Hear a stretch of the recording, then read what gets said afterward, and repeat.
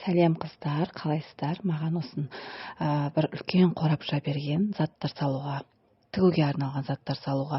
Соның ішінде осындай керекті құралдар салып қойған екен.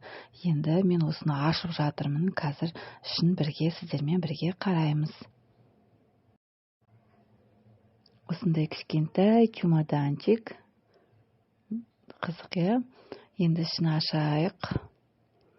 Оның ішінде кнопкалар бар екен. Ол кнопка бізге керек болады.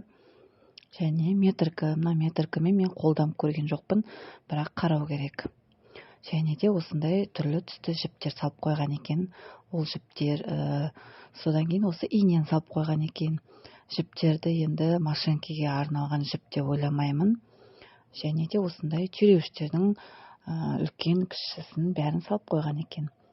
Жіптерді машинке қолданбай, просто қолмен тігетін болсақ, соған қолдануға болады. Қалай, сіздерге ұнады ма? Осындай әдемі кішкентай жиынтық екен.